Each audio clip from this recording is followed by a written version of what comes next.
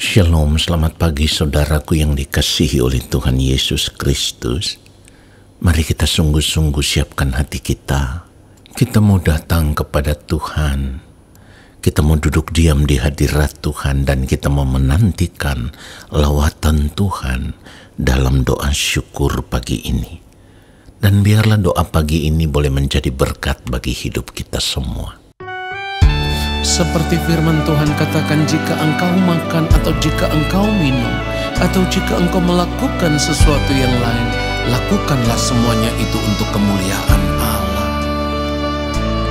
Kesempatan hidup yang Tuhan berikan, ku mau pakai memuliakan Tuhan, melayani,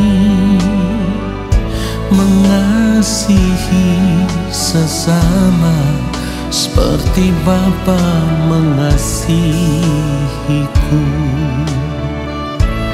Kesempatan hidup yang Tuhan berikan, Katakan, ku mau pakai memuliakan Tuhan, melayani, mengasihi sesama seperti Bapa mengasihiku. Di sisa umur hidupku, selama ku masih kuat, apapun yang ku mau menyenangkanmu. Ku mau menyenangkanmu. Menjadi roti terpecah, menjadi anggur tercurah, menjadi berkat bagi sesama.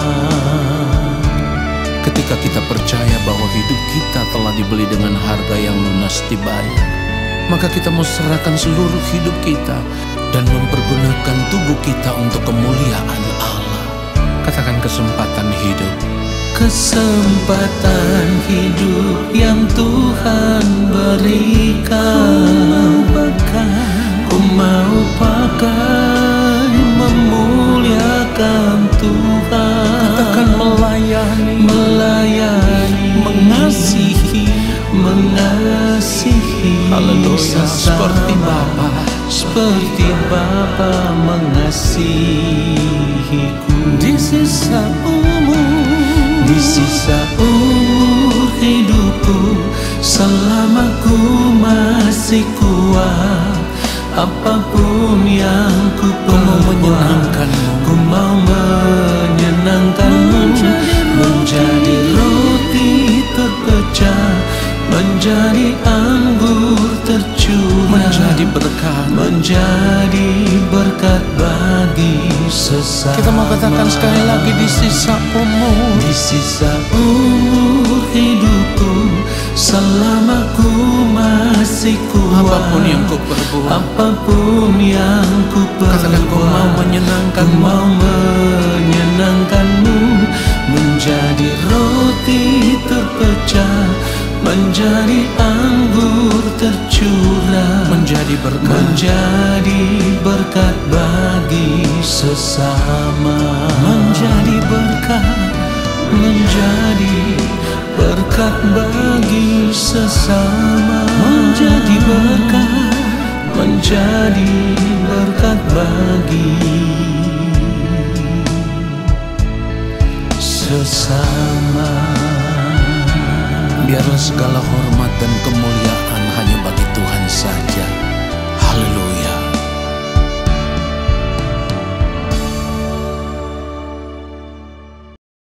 Mari kita berdoa. Bapa yang Maha Kudus, kami mau duduk diam di dalam hadirat-Mu dan kami mau menikmati lawatan-Mu atas kehidupan kami. Kami merindukan Bapa berbicara bagi kami, menyampaikan isi hati Bapa kepada kami, dan Roh Kudus Tuhan mengurapi setiap kami, supaya ketika kami menerima kebenaran firman Tuhan ini ya Bapa, kami boleh mengerti apa yang menjadi kehendak Bapa. Lalu kami mau berjuang di sepanjang hari hidup kami. Kami mau hidup hanya untuk melakukan kehendak-Mu. Kami rindu hidup benar di hadapan Bapa di sorga. Kami mau menjadi kekasih hati-Mu ya Tuhan. Kami mau menjaga setiap langkah kehidupan kami tetap ada dalam kesucian, dalam kekudusan, dalam kebenaran-Mu, supaya hidup kami tetap ditemukan berkenan di hadapan-Mu ya Bapa. Urapilah hamba-Mu untuk menyampaikan akan kebenaran firman-Mu seperti yang Engkau kehendaki. Di dalam nama Tuhan Yesus Kristus, kami siapkan hati kami untuk kebenaran firman Tuhan saat ini. Amin. Saudara yang dikasihi oleh Tuhan Yesus Kristus, kita harus benar-benar menyadari tidak ada kehidupan yang lebih berharga, tidak ada kehidupan yang lebih bernilai dari kehidupan orang percaya yang dipandang sebagai kekasih hati Tuhan. Dan tentu untuk menjadi kekasih hati Tuhan yang dipandang benar di hadapan Allah Bapa di sorga, maka kita harus belajar untuk tidak mengingini apapun di dalam kehidupan ini selain mengingini Tuhan saja, ya. Sebab kalau masih ada keinginan-keinginan diri yang lain yang mengisi bejana hati kita, itu menunjukkan bahwa kita tidak setia kepada Tuhan. Itu menunjukkan bahwa kita menduakan Tuhan. Dan inilah yang firman Tuhan maksudkan. Kita tidak bisa mengabdi kepada dua tuan. Perhatikan itu. Kita tidak bisa mengabdi kepada Allah dan juga kepada Mamon.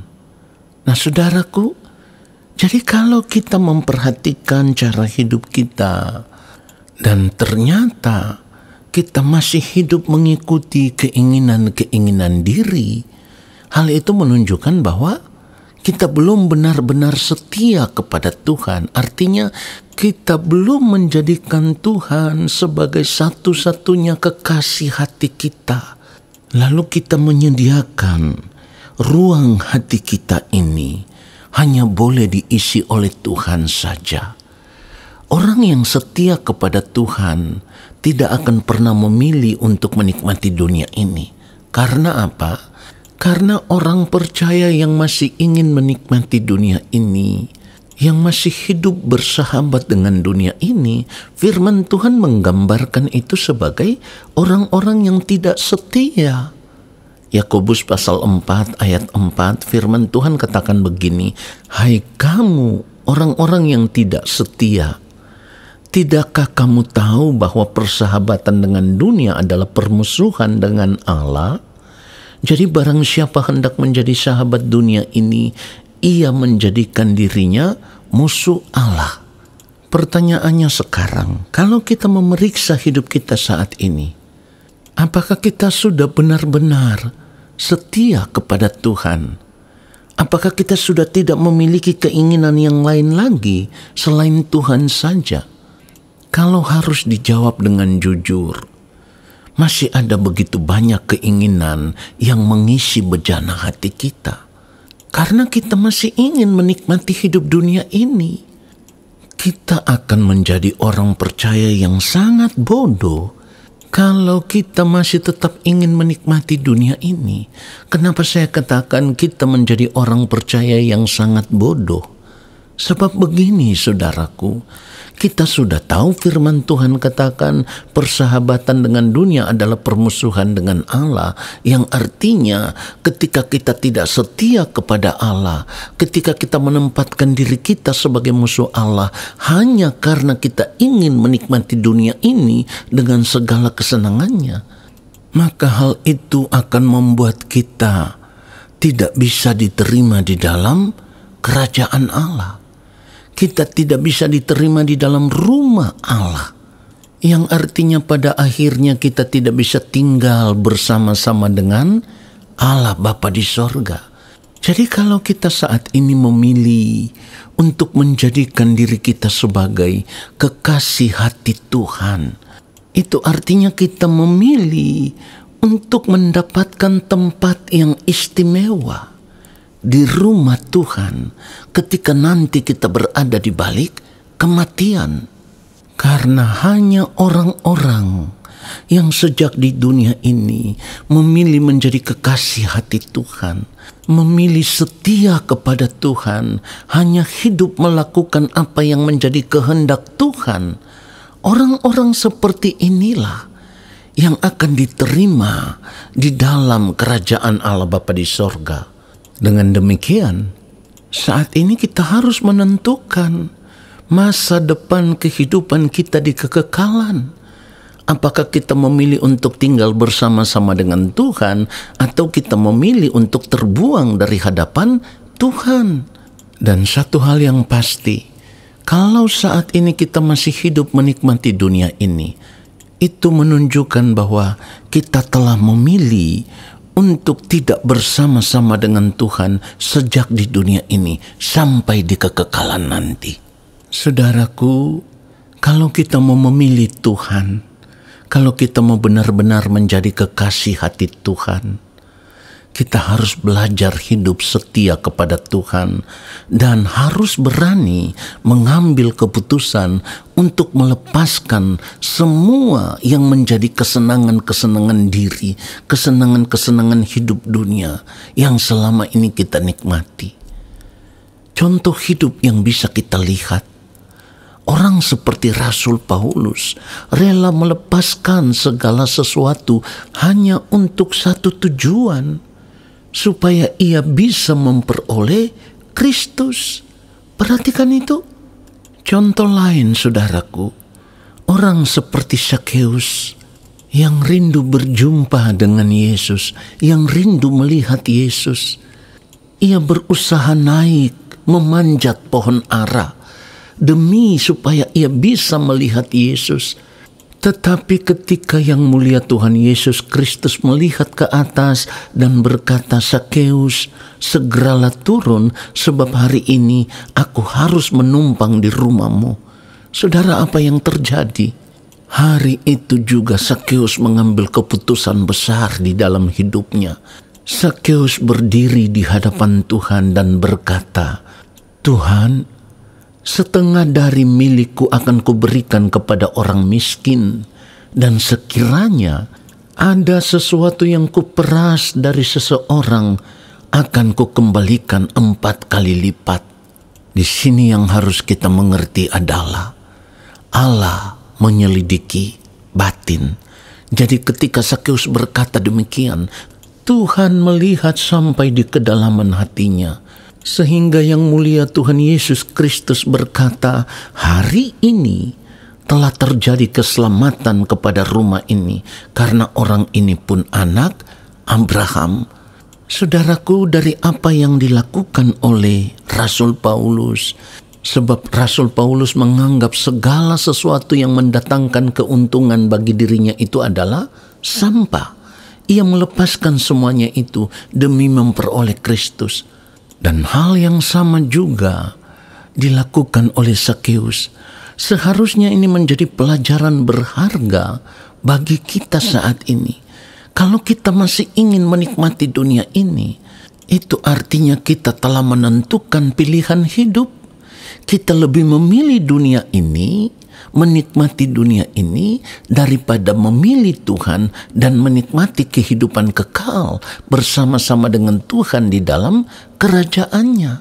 Satu hal yang harus kita sadari, orang percaya yang saat ini hidup menikmati dunia ini, itu artinya ia akan binasa bersama-sama dengan dunia ini. Tetapi orang percaya yang memilih untuk hidup melakukan kehendak Allah Bapa di sorga selama hidup di dunia ini, itu artinya ia telah memilih kehidupan yang kekal. Karena firman Tuhan katakan, dunia ini sedang lenyap dengan keinginannya, tetapi orang yang melakukan kehendak Allah tetap hidup selama-lamanya.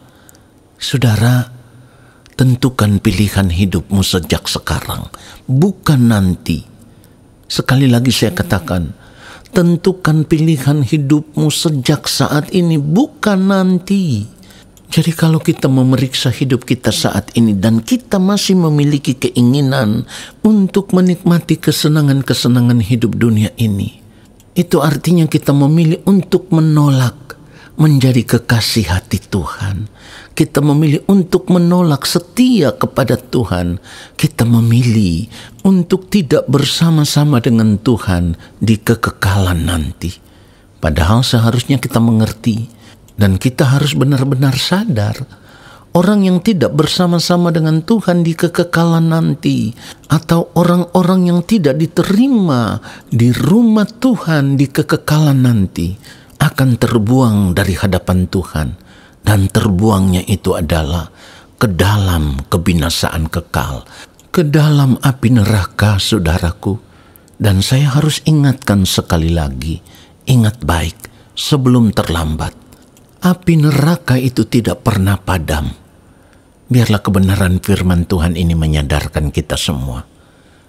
Amin. Mari kita berdoa, saudaraku. Bapa, kami bersyukur untuk kebenaran firman-Mu yang terus menegur kami dan menyadarkan kami. Kami harus menentukan pilihan hidup sejak kami masih hidup di dunia ini.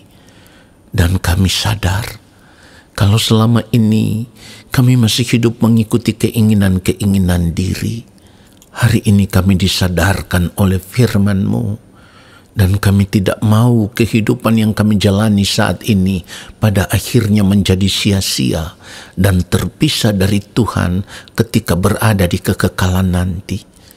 Hari ini ya Bapa, kami mau mengambil keputusan untuk berubah.